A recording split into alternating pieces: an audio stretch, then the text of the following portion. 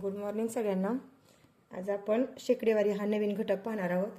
तर सुरुवातीला आपण शेकडेवारी पाहूयात।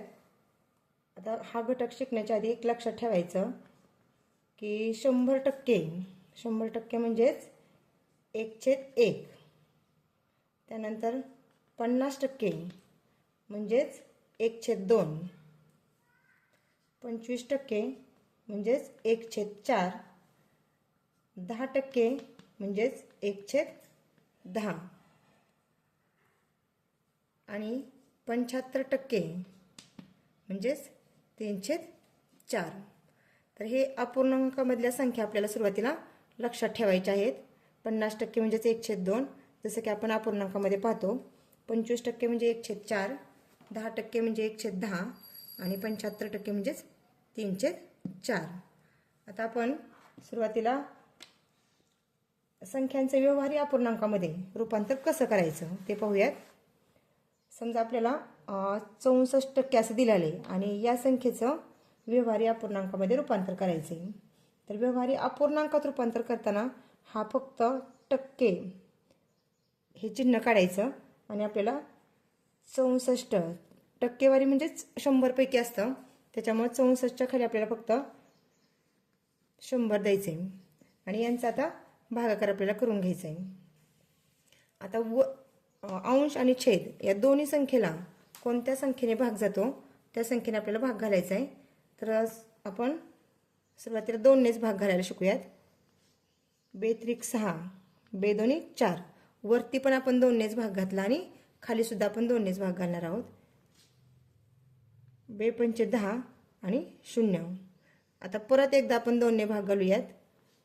2×1 2×6 12 आणि खाली 2×2 4 उरले 1 10 झाले 2×5 10 म्हणजे आपलं उत्तर आलं 16/25। हा झाला आपला व्यवहारी अपूर्णांक। तर मी इथं सुरुवातीला 2नेच भाग का घातला तर कारण एकदम सुरुवातीपासूनच आपण जर मोठ्या संख्येने भाग घातला तर ते लक्षात येत नाही, त्याच्यामुळे सुरुवातीला आधी 2ने भाग घालून करायचं, नंतर आपण हळूहळू मोठ्या संख्येने सुद्धा भाग घालू शकतो। तर 64% याचे व्यवहारी अपूर्णांकामध्ये 16/25 असं उत्तर येतं। आणखी एक आपण संख्या घेऊयात। आपण 6% घेऊयात। 6% याचं आपल्याला व्यवहारी अपूर्णांकामध्ये रूपांतर करायचे। तर वरील गणिताप्रमाणेच आपल्याला 6/100 घ्यायचे। आता इथं आपण 2ने भाग घालून घेऊयात। 2×6 आणि 2×5 0। आपलं उत्तर आता वरती मूळ संख्या आलेली आहे 3 आणि खाली 50। मूळ संख्या 3 आल्यामुळे याच्या पुढे आपल्याला भाग घालता येत नाही, त्याच्यामुळे आपलं उत्तर आलं 3/50। हा झाला आपला व्यवहारी अपूर्णांक। आता आपण संख्यांचे व्यवहारी अपूर्णांकात रूपांतर पाहिलं, यानंतर आपण आता संख्यांचं दशांश अपूर्णांकात रूपांतर कसं करायचं ते पाहूयात। आपण एक पहिली संख्या घेऊयात। 36%। 36% या संख्येचं आपण दशांश अपूर्णांकात रूपांतर करणार आहोत। कशामध्ये? दशांश अपूर्णांकात। दशांश अपूर्णांकामध्ये तर आपण पहिली संख्या घेतली 36%, याचं आपल्याला दशांश अपूर्णांकामध्ये रूपांतर करायचे। तर आता याला मगासारखंच 36/100 घ्यायचं आहे। आता दशांश अपूर्णांक हा एकदम सोपा आहे। काय करायचं, खाली जे 10च्या पटीतल्या संख्या आहेत त्या 100 असतील 1000 असतील तर त्याच्यावरचे शून्य फक्त आपल्याला काढून टाकून तेवढं दशांश अपूर्णांक डाव्या साईडला सरकवायचा। म्हणजे हा 1 आणि हा 1 शून्य आपण कट केला तर दशांश चिन्ह इथून एक घर आणि इथं दुसरं घर असं इथं पुढे घ्यायचं। म्हणजे 2 शून्य काढले तर 2 घरं दशांश चिन्ह पुढे घ्यायचं। तर आपलं उत्तर आलं 0.36। हे झालं दशांश अपूर्णांकामध्ये रूपांतर। यानंतर आपण आणखीन एक संख्या घेऊयात। 8%। याचं आपल्याला दशांश अपूर्णांकामध्ये रूपांतर करायचे। बरं, आता 8च्या खाली आपण छेद 100 घ्यायचा। छेद 100च का घ्यायचा तर टक्के म्हणजेच 100 पैकी असतात, म्हणून आपण टक्केवारीसाठी 100 हे खाली छेद घेतोय। तर आता आपण 8/100 केलं। आता इथं 2 दशांश आपल्याला पुढं संख्या घ्यावी लागणार आहे. म्हणजेच काय होणार, आता इथं वरती अंशाच्या ठिकाणी फक्त एकच संख्या आहे. मग दशांश आपण पुढं घेताना तुम्ही म्हणणार की आता पुढे एक संख्या नाही, मग आता काय करायचं, तर आपल्याला 0 घ्यायचं आहे. म्हणून आपलं उत्तर काय येतं, 0.08. हा झाला आपला 8% दशांश अपूर्णांक. आता आणखीन एक उदाहरण घेऊयात आपण 0.5%. पाहता आता आपलं उदाहरण आहे त्याच्यामध्ये ऑलरेडी आपल्याला इथं दशांश चिन्ह आलेलं आहे आणि त्याचं आपल्याला परत दशांश अपूर्णांकामध्ये रूपांतर करायचं आहे. तर ह्या 0.5%चं रूपांतर कसं करायचं पहा. 0.5 खाली आपला छेद आला 100. आता हे 2 झिरो आपल्याला काढायचे आहेत आणि परत पुढं 2 दशांश चिन्ह आपल्याला डावीकडे जायचं आहे. तर आपलं उत्तर काय येणार पहा 0. आता हा दशांश चिन्ह आपला इथून इथं जाणार आहे, म्हणजे अजून 2 घरं पुढे जाणार आहे. तर आपलं उत्तर येते 0.005. समजलं का. तर आता 0.5%चा आपण दशांशामध्ये काय केलं 0.005. हा घटक आता तुम्हाला समजला असेल. एकदम अतिशय सोपा हा घटक आहे संख्यांचं दशांश अपूर्णांकामध्ये रूपांतर करणे. आता आपण शेकडेवारीमध्ये रूपांतर कसं करायचं बघूयात संख्यांचं किंवा अपूर्णांकाचं. आता आपण पाहूयात शेकडेवारीत रूपांतर. शेकडेवारीत रूपांतर करायचे. आता एक आपण गणित घेऊयात. समजा आपलं 2/3 आहे हा अपूर्णांक आपण घेतला. ह्या अपूर्णांकाचं आपल्याला शेकडेवारीत रूपांतर करायचे. तर सगळ्यात महत्त्वाचं म्हणजे शेकडेवारीत रूपांतर करताना आपल्याला 100 ने गुणायचे. मग आता याला आपण 100 ने गुणूयात. 2/3 गुणिले 100 म्हणजे 100 गुणिले 2 किती होतात 200/3. याचा जर तुम्ही गुणाकार केला भागाकार केला तर आपलं उत्तर काय येते पहा 3 × 3 3 × 18 उरले 2 20 परत 3 × 18. आता संख्या आपली संपलेली आहे, 0 संपला म्हणजे आपलं दशांश चिन्ह आलं.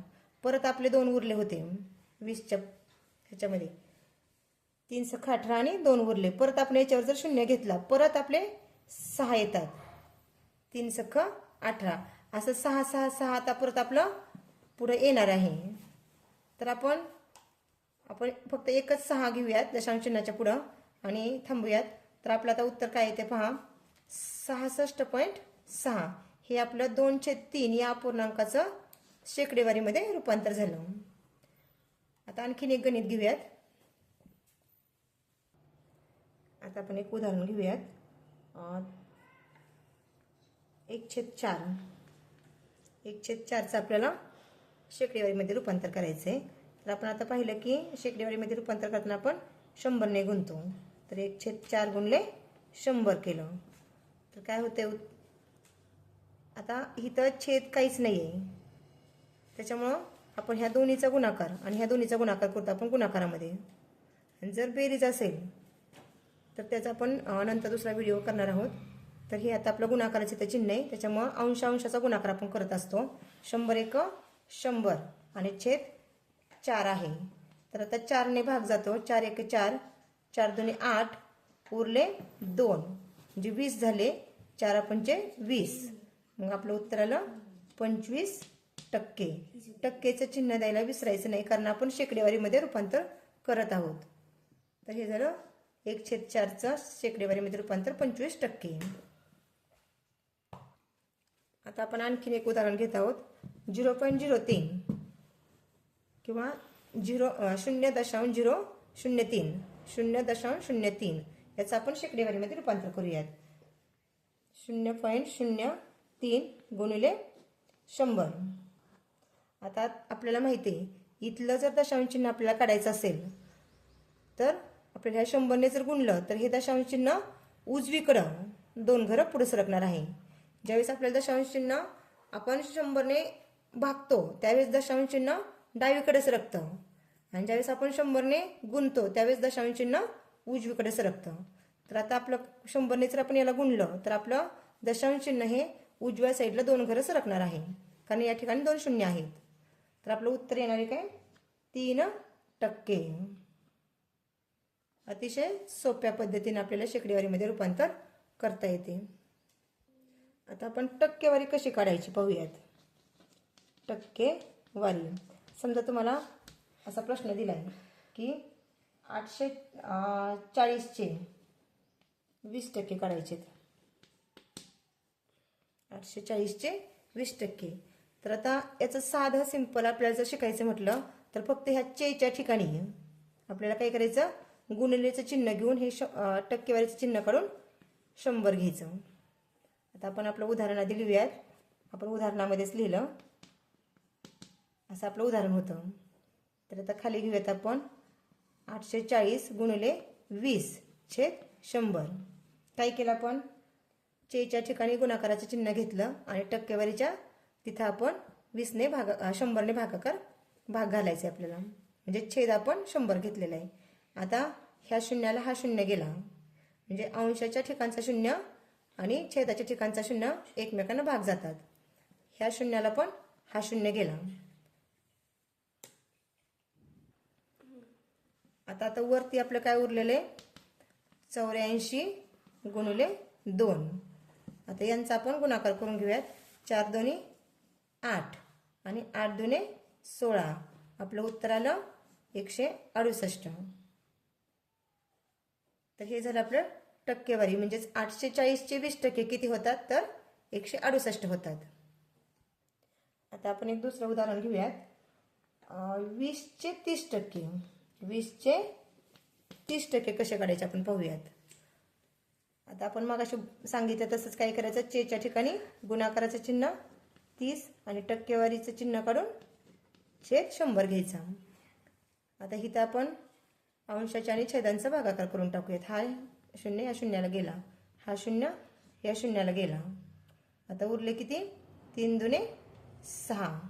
म्हणजे 20चे जर 30% काढायचे म्हटले तर आपलं उत्तर इथं 6.